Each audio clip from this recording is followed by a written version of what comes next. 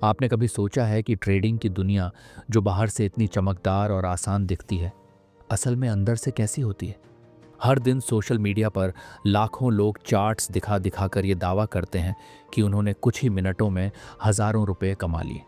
लेकिन क्या ये सच है, या फिर ये सिर्फ एक दिखावा है जो नए ट्रेडर्स को फंसाने के लिए तैयार किया गया है? द ट्रेडिंग गेम किताब हमें उस पर्दे के पीछे लेकर जाती है जहां ट्रेडिंग की असली दुनिया बसती है। एक ऐसी दुनिया जो बहुत कठिन, अनुशासित और मानसिक रूप से थकाने वाली है। इस किताब के लेखक गैरी नॉर्डन खुद एक प्रोफेशनल ट्रेडर रह चुके हैं और उन्होंने इस इंडस्ट्री को अंदर से देखा है, वो सच्चाई जो ज़्यादातर लोग आपसे छुपाते हैं। ये किताब ना तो आपको कोई शॉर्टकट देती है, ना ही झूठे सपनों का वादा करती है, बल्कि यह आपके सामने वो हकीकत रखती है जिसे जानना हर नए और पुराने ट्रेडर के लिए ज़रूरी है। ट्रेडिंग एक गेम नहीं है जिसमें किस्मत आजमाई जाती है। ये एक प्रोफेशनल फील्ड है जहां जीतने के लिए तैयारी, धैर्य और स्ट्रैटेजी की ज़रूरत होती है। अगर आप सोचते हैं कि आप कुछ यूट्यूब वीडियो देखकर या किसी सिग्नल ग्रुप से जुड़कर पैसा कमा सकते हैं, तो ये किताब आपको रोकती है और एक नया नज़रिया देती है। क्योंकि असली सवाल ये है, क्या आप ट्रेडिंग को एक प्रोफेशन की तरह देखना चाहते हैं, या फिर बस एक और गेट रिच क्विक स्कीम की तलाश में हैं? इस वीडियो में हम जानेंगे द ट्रेडिंग गेम की पूरी कहानी, बिना किसी दिखावे के, बिल्कुल सच्चाई के साथ।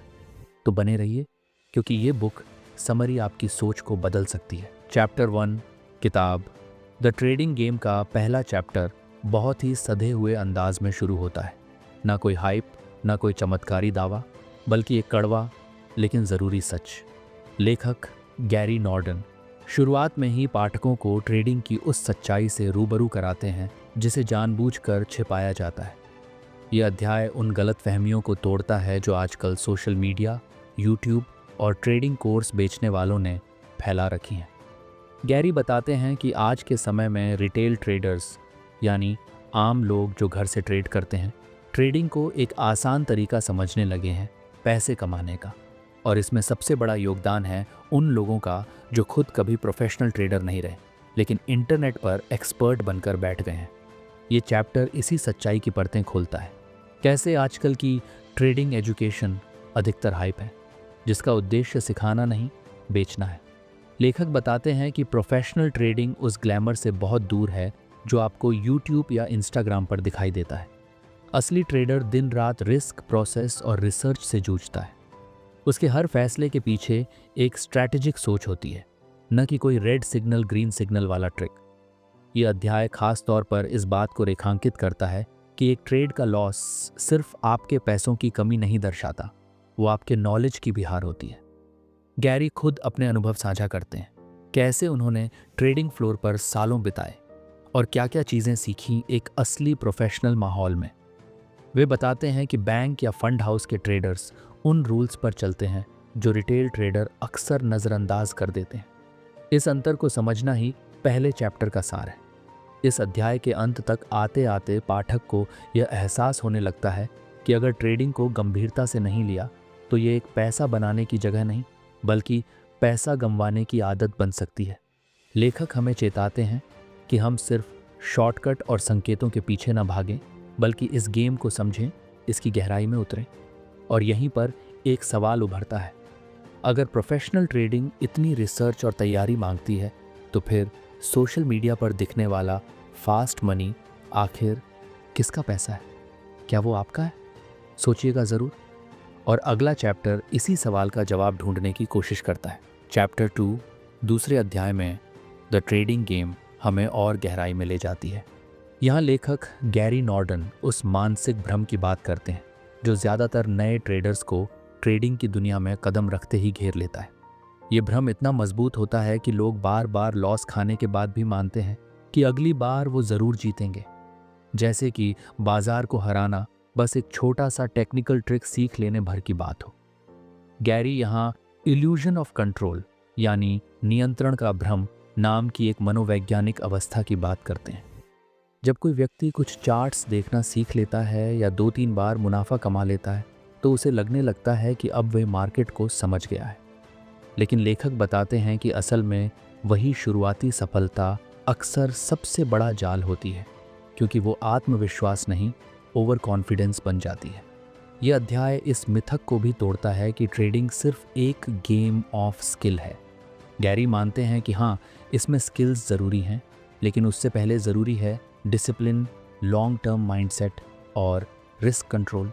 वो कहते हैं कि एक अच्छा ट्रेडर वह नहीं जो रोज़ कमाए, बल्कि वह है जो लंबे समय तक टिके।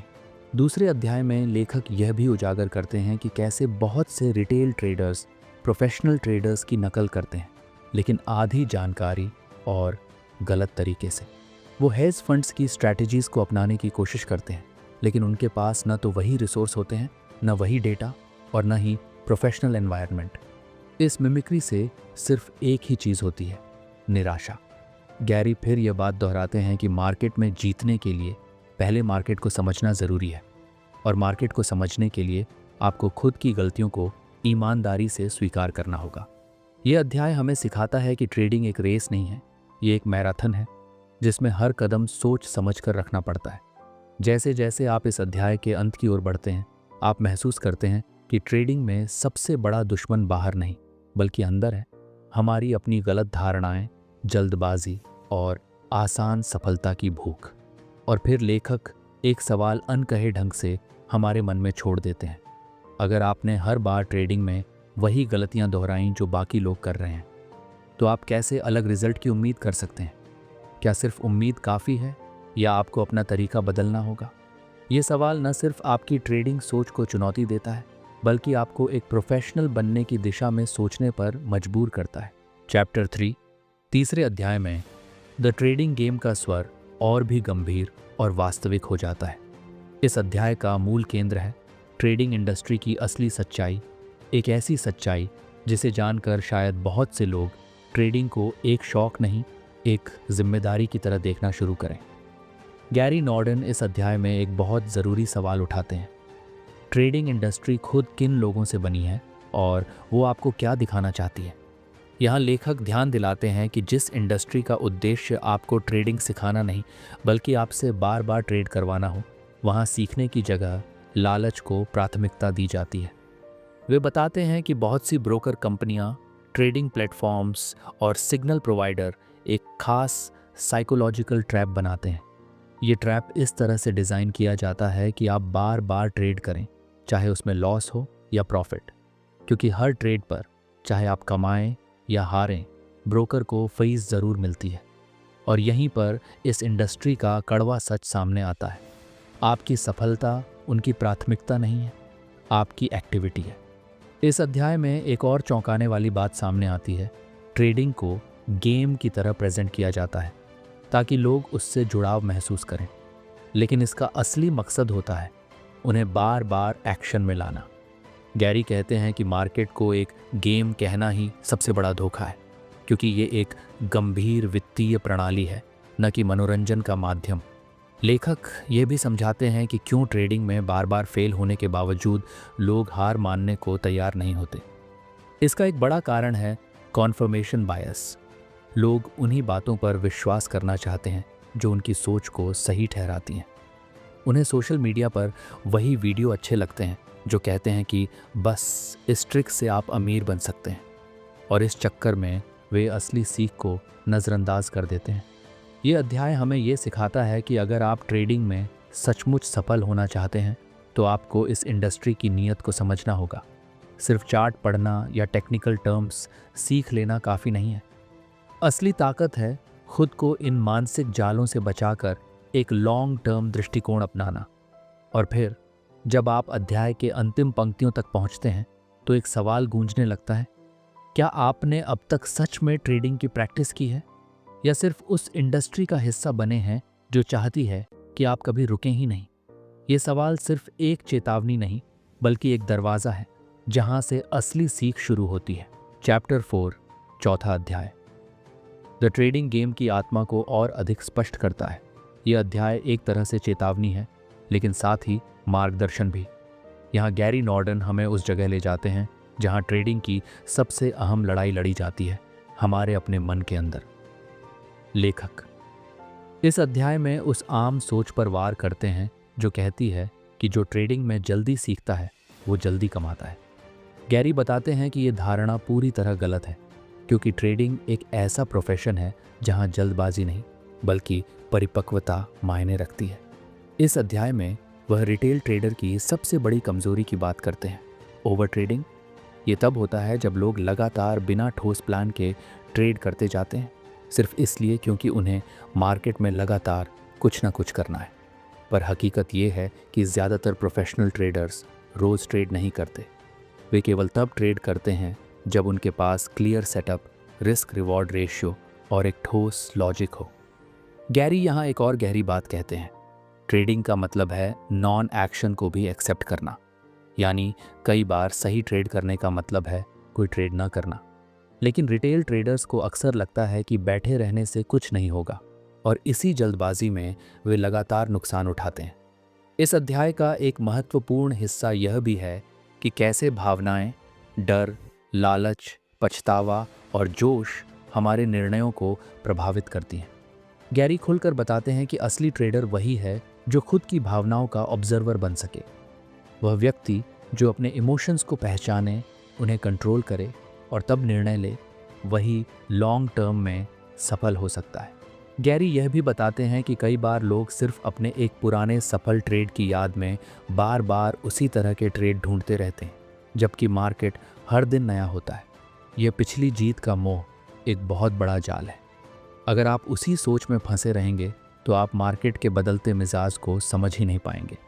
यह अध्याय हमें सिखाता है कि ट्रेडिंग सिर्फ बाहर के चार्ट्स और न्यूज़ एनालिसिस से नहीं चलती, ये अंदर की लड़ाई है।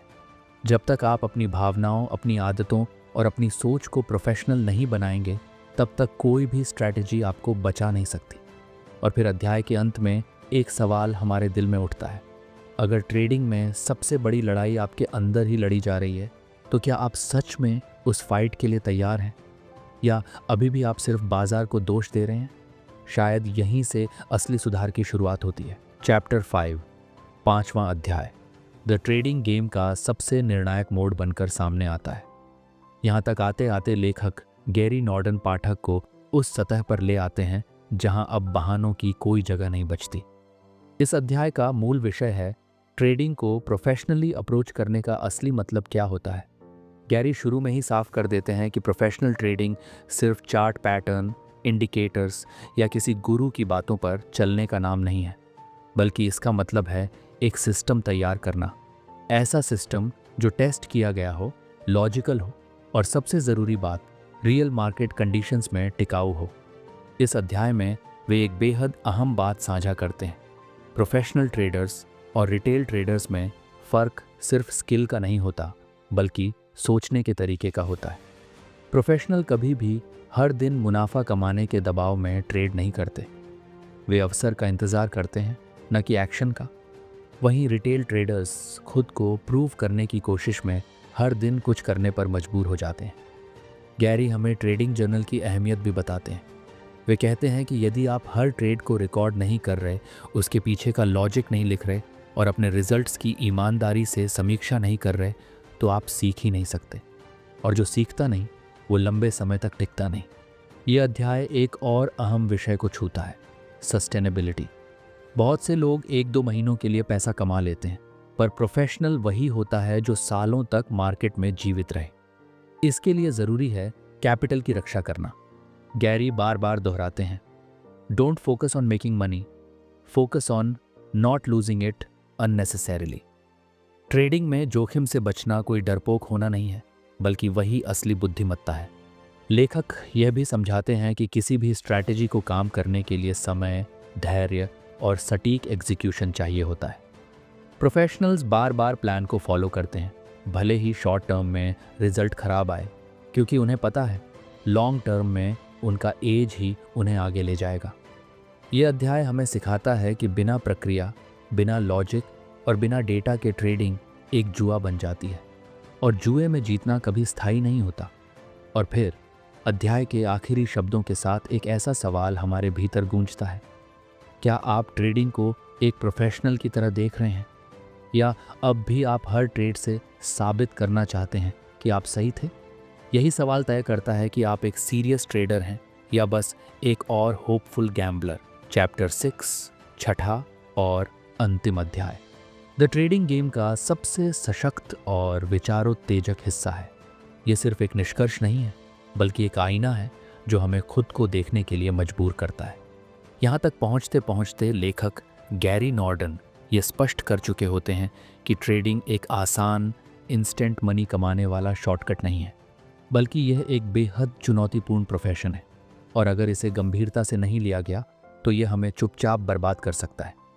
इस अध्याय में गैरी उन लोगों की बात करते हैं जो ट्रेडिंग को लेकर भ्रम में जीते हैं, जिन्हें लगता है कि थोड़ा बहुत सीख लेंगे और फिर पैसा बरसने लगेगा।